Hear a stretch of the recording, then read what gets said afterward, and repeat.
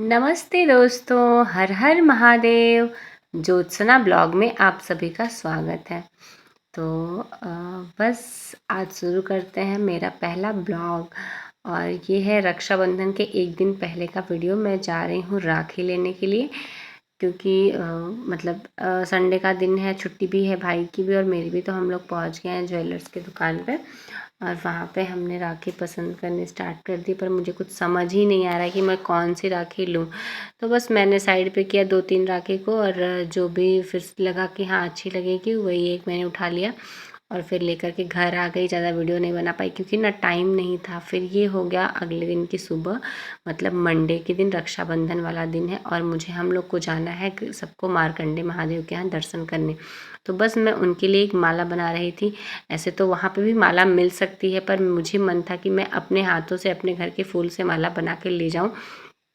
तो फिर मैंने बना लिया और हम लोग निकल गए। 7:30 बजे के आसपास हम लोग घर से निकल गए मंदिर जाने के लिए। और मौसम भी बहुत अच्छा था और सुबह का टाइम था। फिर मेरा भाई देखिए गाड़ी में बैठ गया और मैं भी बैठ गई गाड़ी में। पीछे मम्मी डैडी बैठ गए, आगे हम दोनों भाई बहन बैठ गए और हम लोग निकल गए हैं मंदिर जाने के लिए, गणपति बप्पा का नाम लेके। गणपति बप्पा मोरया। बस ये रास्ते में कुछ ऐसे ही छोटा मोटा मैंने वीडियो बना लिया क्योंकि मुझे मौसम बहुत अच्छा लग रहा था और वीडियो भी बहुत अच्छा आ रहा था। तो बस मैंने ऐसे ही थोड़ा सा टाइम पास किया। और क्या ही करते गाड़ी में बैठ के, वैसे भी मेरा मन तो इतना ख़राब होने लगता है कि मैं क्या बताऊँ। अब हम लोग पहुँच गए कैथी के अंदर, तो जहाँ पे मंदिर है मार्कंडे महादेव, ये मंदिर का नाम है।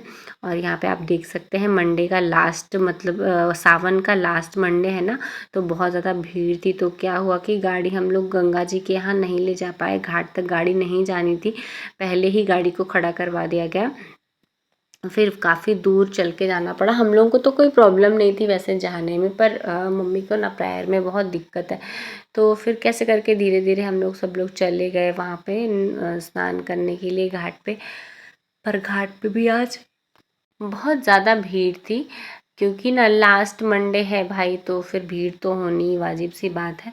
पर ठीक है, अच्छे से सब कुछ हो गया और कोई बात नहीं है। जब हम लोग को पता था कि हाँ आज मंडे है और हम लोग गए हैं, तो फिर वो भीड़ भी तो हमको ही झेलना पड़ेगा ना। तो बस हम लोग वहाँ पे चले गए नहाने के लिए।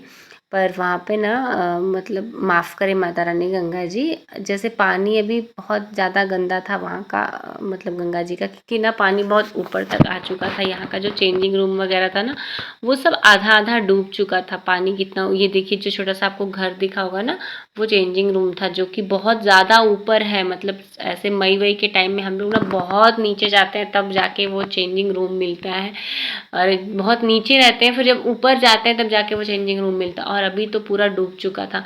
तो बस वो थोड़ा बहुत नहाने की झलक मैंने लिया, क्योंकि वहाँ पे अच्छा नहीं लग रहा था वीडियो बनाने में ऐसे ही। तो बस थोड़ा सा मम्मी का मैंने दिखाया आप लोगों को, वो नहाने के लिए गई थी। फिर हम लोग आ जाते हैं मंदिर के अंदर, अपना नहा धोवा के आराम से आ जाते हैं अंदर पूजा करने के लिए। फिर उसके बाद अंदर ही दुकान में एक मिठाई की दुकान थी, वहाँ से हमने ले लिए पेड़े भगवान जी को चढ़ाने के लिए।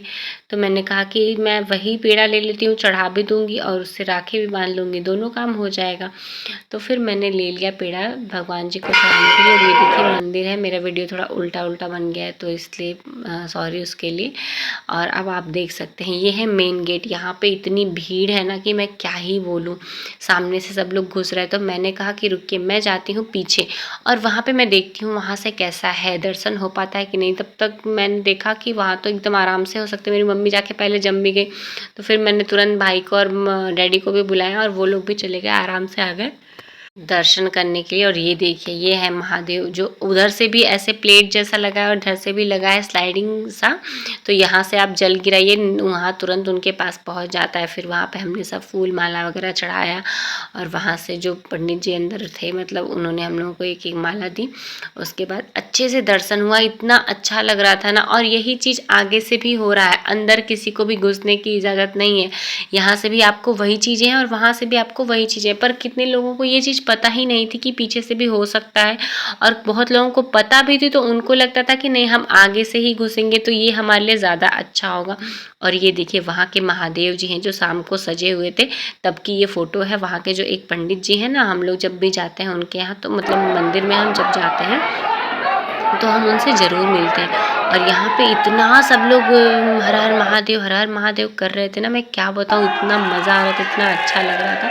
सब एक स्वर में एकदम हर हर महादेव करे जा रहे थे। तो बस वो फिर जो बता रही थी कि मैं पंडित जी हैं ना, वहाँ के पंडित जी, वो हम लोगों को यहाँ पे दिया देते हैं दिखाने के लिए। पहले स्टार्टिंग में हम लोग गए तो वो हमको नहीं मिले, अगर वो मिले होते तो हमको तुरंत ही दर्शन करवा देते अच्छे से। पर ठीक है, जब हम निकले ना वहाँ से दर्शन करके तब हमको मिले, तो बोले ठीक है जाओ तुम लोग ये दीपक दिखा दो। अब देखिए ये मैं हूँ पिंक साड़ी में, पर मैं ना इतनी भीड़ में मैं साड़ी ही नहीं पहन पाई ढंग से। मैंने किसी तरह से ओपन पल्लू किया और मैं मतलब मैंने खुद गलती किया, मुझे साड़ी लेके ही नहीं जाना चाहिए था। मुझे नहीं लगा था कि इतनी प्रॉब्लम हो जाएगी, मुझे किसी तरह से मैंने पहना। तो बस मैं ढंग से पिन वगैरह भी नहीं लगा पाई, बस ऐसे ही कैसे करके पहन लिया। उसके बाद मैं यहाँ पे दीपक दिखाने के लिए भगवान जी को, और ना बहुत अच्छा लग रहा था, इतना मतलब सुकून लग रहा था ना पूजा करके कि मैं क्या बताऊँ, बहुत अच्छा लग रहा था। क्योंकि जितनी भीड़ आगे थी ना उस हिसाब से पीछे से इतना अच्छे से सब कुछ हो रहा था कि लग रहा था कि भगवान हमारे साथ हैं, मतलब वो भी चाहते हैं कि हम उनकी अच्छे से पूजा कर लें। क्योंकि सब लोग आगे ही खड़े थे। और ये देखिए यही है वो पंडित जी जिनके बारे में मैं बता रही हूँ, जो वहाँ पे जाते होंगे या फिर जो बनारस के होंगे, मतलब कैथी के जो भी होंगे, वो शायद इनको पहचान जाए। और अब मैं निकल रही हूँ बाहर, और ये आप देख सकते हैं वहाँ का दरवाज़ा कितना सुंदर है और कितना चमक रहा है। मतलब इतना धूप दीप सब कुछ होने के बाद भी यहाँ का दरवाज़ा आप देख सकते हैं कितना ज़्यादा चमक रहा है। और ये देखिए भीड़ आप लोग देख सकते हैं, गजब की भीड़ है भाई साहब। मैं तो बता रही हूँ, जब हम लोग निकलने लगे तो और भी ज़्यादा भीड़ बढ़ने लगी थी। हम लोगों ने ये सोचा था कि मतलब मंडे है तो भीड़ तो होगी, पर हम लोग ये सोच के भी गए थे कि आज तो रक्षाबंधन है तो शायद आज भीड़ ना हो, इसलिए कोई प्रॉब्लम नहीं होगी। और बीच में हम लोग जा नहीं पाए क्योंकि छुट्टी नहीं थी। अब आज क्या था कि मंडे भी था और छुट्टी भी थी, तो ये हुआ कि चलो ठीक है आज ही हम चलते हैं। बस उसके बाद भाई जब सारी पूजा हो गई तो अब क्या, कौन सी पूजा करनी है, पेट पूजा बाकी रह गई है, ठीक है। अब हम लोग आ गए, बगल में एक दुकान थी, मंदिर के पीछे एक दुकान है चाट की। वो उन्होंने इतना अच्छा समोसा छोला बनाया था ना कि मतलब खा के मज़ा आ गया। अब शायद वो अच्छा था कि नहीं था मुझे नहीं पता, पर इतनी ज़ोरों की भूख लगी थी हम लोग को, शायद 1:30 या 2 बज रहे होंगे जब हम लोग निकले। तो बस हम वहाँ से खा पी के आराम से निकल गए। और देखिए कितनी भीड़ है। और उस दिन रक्षाबंधन था ना, तो इतना ट्रैफिक। हमको जाना था जौनपुर अपनी दीदी के यहाँ राखी बनवाने के लिए, मेरा भाई साथ में ही था।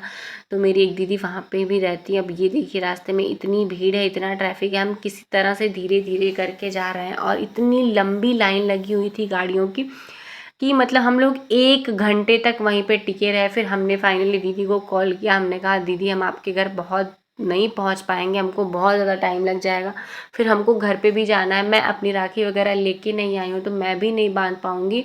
तो आप क्या करो कि आप आधे रास्ते पे आ जाओ और बीच में ही रक्षाबंधन मना लो, फिर उसके बाद में जो होगा देखा जाएगा। फिर दीदी आ गई, रास्ते में ही गाड़ी में उन लोगों ने अपना रक्षाबंधन वगैरह मना लिया। फिर हम लोग आ गए घर पे और मैं बहुत थक गई थी, फिर मैंने कुछ सूट नहीं किया, 1 घंटे रुक के फिर से हम लोग रेडी हुए। और रेडी होने के बाद हमको लगभग रात के 9 बज गए थे, क्योंकि हमको आते आते ही बज गया था 7:30 या 7:45, कुछ ऐसे ही बज रहा होगा। फिर हम लोग फटाफट, मैंने कहा कि चलो भाई अब सो जाएं थकान के मारे, इससे पहले राखी तो मना लेते हैं। फिर हमने स्टार्ट की अपनी राखी। अब आप लोग देख सकते हैं बगल में मेरे गिफ्ट रखा। मेरे दिमाग में, मैं राखी तो बांध रही हूँ पर मेरे दिमाग में है कि उस गिफ्ट में है क्या आखिर, इतना बड़ा सा गिफ्ट है। आप लोग कमेंट करके ज़रूर बताइएगा कि उस गिफ्ट में क्या हो सकता है। वैसे तो अभी पता ही चल जाएगा, पर फिर भी ठीक है, आप लोग ज़रूर बताइएगा कि गिफ्ट कैसा है, ठीक है। अब क्या है ये तो दिख ही जाएगा, पर कैसा है ये ज़रूर बताइएगा, क्योंकि उस गिफ्ट के पीछे बहुत बड़ा रीज़न है। और मतलब बोला जाता है ना कि भाई हमारी रक्षा करते हैं, तो बस यही कहूँगी कि उसने सच में मेरी रक्षा की है। इस चीज़ को दे करके मुझे कभी नहीं लगा था कि वो मेरे लिए कुछ ऐसा ले करके आएगा। तो बस कुछ ऐसे ही उसकी सोच है। और फिर उसके बाद हम लोग 4 बहन हैं, तो मैंने अपनी बांध दी, एक दीदी ने तो बांध ही दी थी राखी।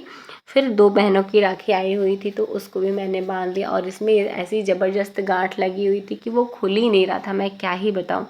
मैं एकदम परेशान हो गई उसको खोलते खोलते ही। तो अब जाके फाइनली वो खुल गई किसी तरह से। उसके बाद मैंने राखी बांध दी। अब बड़ी दीदी की राखी मैंने बांध दी, फिर उसके बाद मेरी छोटी दीदी हैं उनकी भी राखी मैंने बांध दी। सबकी राखी वगैरह बांध लिए अच्छे से। और मतलब त्योहार में ना इतना मज़ा आता है, इतना अच्छा लगता है, दिन कैसे बीत जाता है हमको पता ही नहीं चलता है।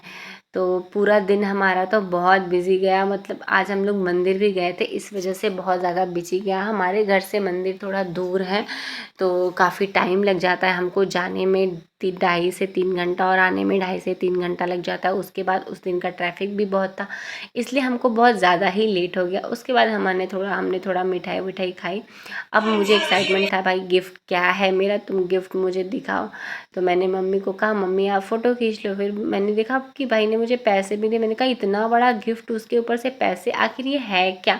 तो वो सिर्फ खाली डब्बा, मतलब डब्बा लेके आया था, उसने पैकिंग वगैरह नहीं करवाई थी। फिर घर पे आया तो उसको लगा कि इसको पता चल जाएगा, फिर उसने बस थोड़ा सा ही ऊपर से पैक, ऐसे ही पैक कर दिया ताकि मैं स्टार्ट में ही ना देख जाऊँ। अब मैंने जब देखा तो मेरा मुंह खुला का ही खुला रह गया। मेरे को समझ में तो तुरंत आ गया अब ये स्टड्स लिखा हुआ है तो क्या ही हो सकता है। फिर मैंने देखा तो मैं निकला हेलमेट।